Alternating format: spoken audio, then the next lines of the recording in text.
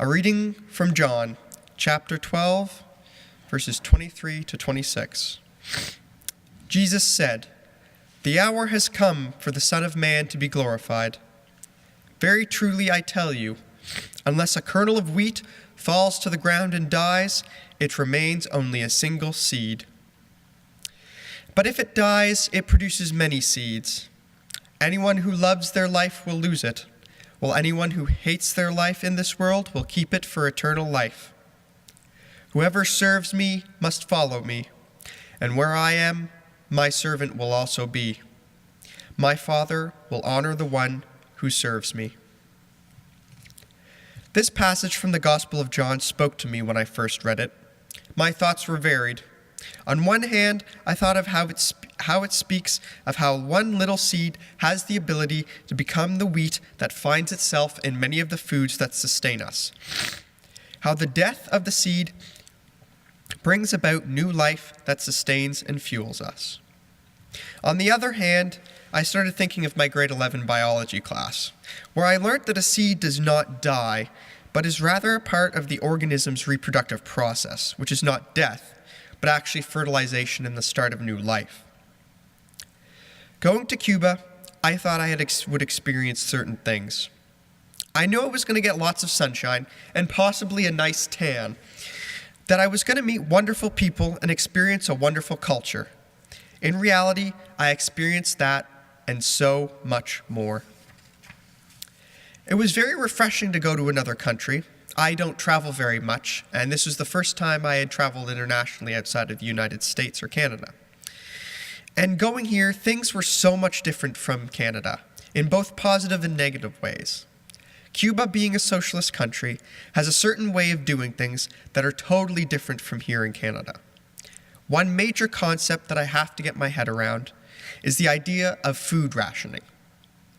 Cubans receive a monthly ration of essential food from the state, which includes essential food items.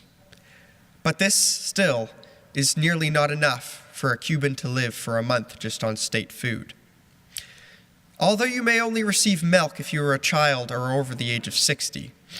And even more striking is this concept that Cubans who farm beef are not allowed to eat it themselves.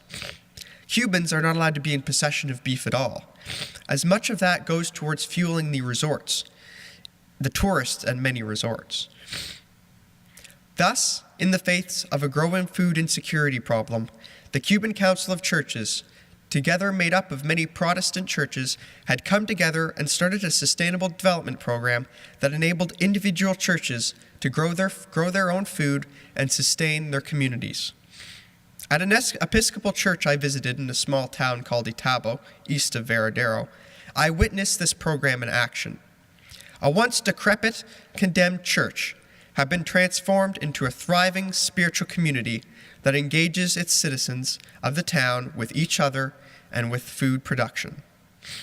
I find the analogy of the seed fits this parish in Itabo, as well as the many other churches as I visited in Cuba.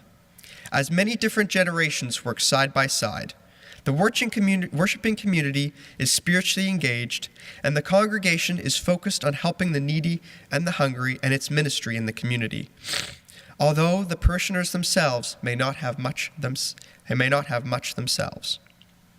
This makes me think that renewal is possible in the Canadian church, that our seed may have seemed to die, but is actually in the process of rebirth.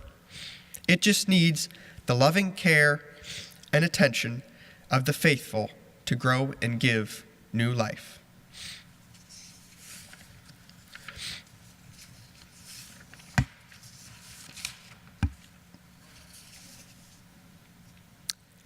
This day I have eaten. This day I can choose where and what I want to eat. This day I will eat more than once. This day I have seen food wasted. This day many are undernourished. This day 1 in 5 children is hungry. This day a mother chose not to eat so that her child could eat. This day a family had to escape a war zone and could not find food. This day, climate change and pollution destroyed the crops of a whole village a whole city, a whole nation. This day we confess sin around us and inside us. We have failed to love God and our neighbors with our whole heart, mind, soul, and commitment. We trust in God's forgiveness and the power of God's love to create change in us. This is what we are all about, knowing that God's reign and power and love is beyond our efforts and our vision. We plant seeds that one day will grow. We water the seeds already planted, knowing that they hold future promise. We provide yeast that will do its own work. We cannot do everything, and there is a sense of liberation in realizing this. Our second hymn for today